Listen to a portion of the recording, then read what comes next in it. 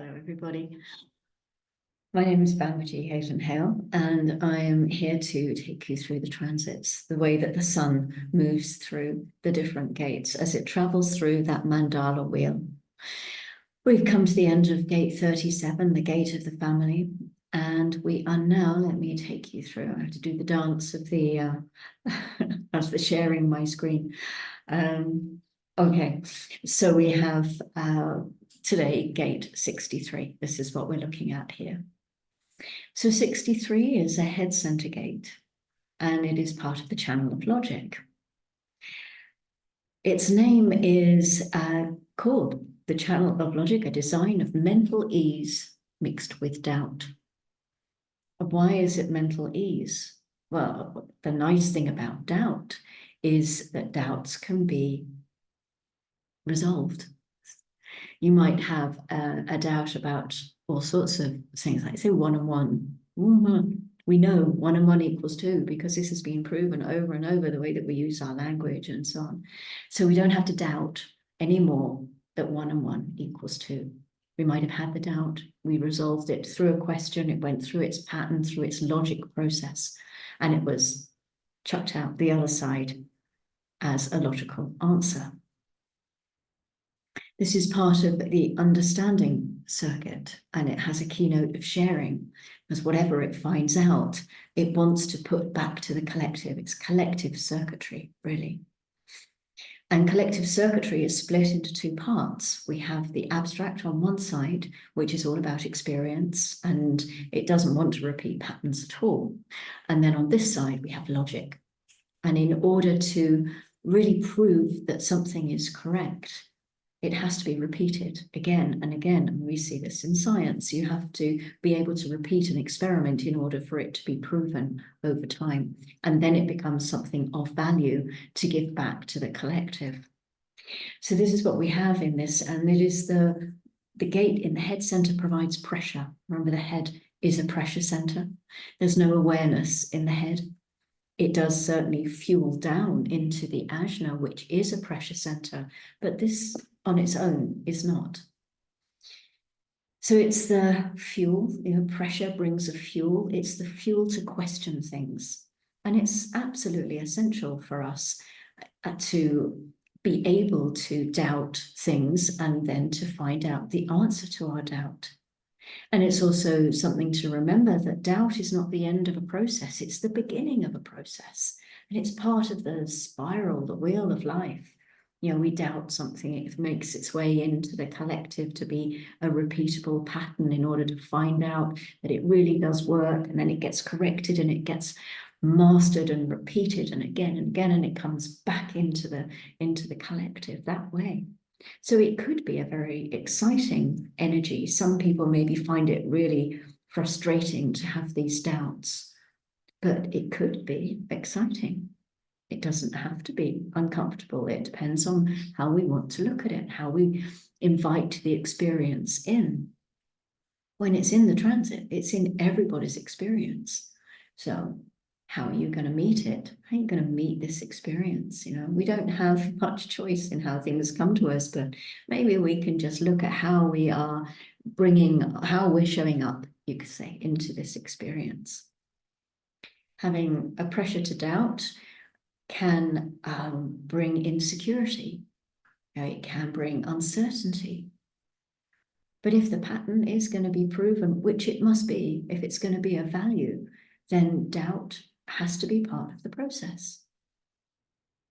The energies that are found within this circuit are not meant to be taken personally.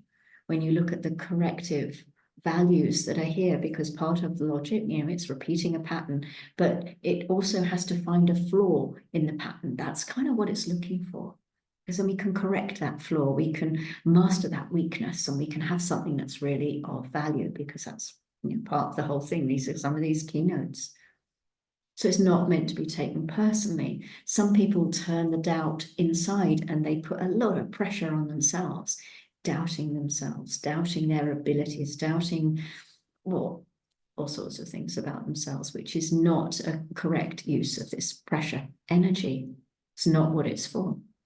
It's really I say, about finding the flaw in the pattern, the inconsistency that's there. And there can be a great joy in finding that inconsistency. You know, it's, if you look at it from one of the other channels that are involved in this same circuit, we have the 1858, which is down here, if you can see my pointer at the very bottom, going from that root center up to the spleen on the left-hand side. The 1858 is the channel of correction, and half of that channel is called the joyous. So there can be a real sense of achievement or of joy, both in finding the flaw in the pattern, but then also finding how to correct it. And it's not personal. You know, it's really not something that you are wrong, your pattern is wrong, you, personal. That's not what it's about at all. That can be a shadow way of expressing this, but it's really about a bigger picture than that. So we have anxieties when we look at anything to do with the Ajna center, which is the one underneath the head center, but because the 63 is pointing down into it, it's looking for gate 4, it will have an anxiety there. And the anxieties or the fears around this channel are about not having the correct question, or having too many doubts, or never being able to find the correct answer. There can be a paranoia that comes along with this particular gate. And that paranoia is because some questions have no answers, and this can be really deeply uncomfortable. And when you don't have an answer to a question, or you don't have one that really makes sense to you, or you feel there's something off with it, you know, spotting that flaw in the pattern, then it can change into the conspiracy side of life. And this is also one of the names of this gate 63. It's the gate of the conspiracy. But as I said, it's absolutely essential that this ingredient is part of the process. You know, we have to collectively challenge things in a logical way. We don't take everything on trust, because that would be crazy. I mean, that, you know, and you can see there are some people very fixed on being logical, very fixed on finding. Some people just want to find the flaws in the pattern. They're not particularly invested in finding a resolution to that. But some people are very much invested in, this is the flaw and this is how I want to correct it, and let's do that. As a species, we have a deep need to understand how things work, and doubt is part of the instrument of this process. So we are still in the quarter of initiation here for quite a while yet. You know, so doubts get a process moving. They get things started. You know, people have a doubt, a mental pressure to sort it out, and that fuels the process, sends it down the line. So it's very much an initiation type of energy. So you can see why it is part of the quarter of initiation. And we see here the wheel in its total. The Chinese in the I Ching, it called this gate of doubt. They called it after completion. And it's the sort of thing, we have the spiral of life, you know, that all ends are beginnings. So you get to the end, you have the doubt, you work it through the pattern, you work it through logically, and you sort it out, you sort it out, you sort it out, and it's done. The science is settled, you could say. Oh, but then another doubt comes in. Oh, well, I didn't see that before. Maybe we need to run that test again, and we need to include this as part of the question and part of the equation. And is there an answer if we include this? So you see that doubt goes through the process, and you get the resolution, and then it comes out the other end again, and you have the spiral of life, you know, the beginnings, the endings. Where do you say something has started and something has ended? All beginnings are endings. All endings are beginnings. You know, it's that sort of is it called the Ouroboros? You know, that's that snake eating its own tail that goes round. It's the yin yang. You know, the yin holds the seed of the yang, and the yang has the seed of the yin. It's just everything follows its way around. Talking about gate 63 today, it's not an end. You know, there's always going to be that next gate in the wheel. It's a wheel.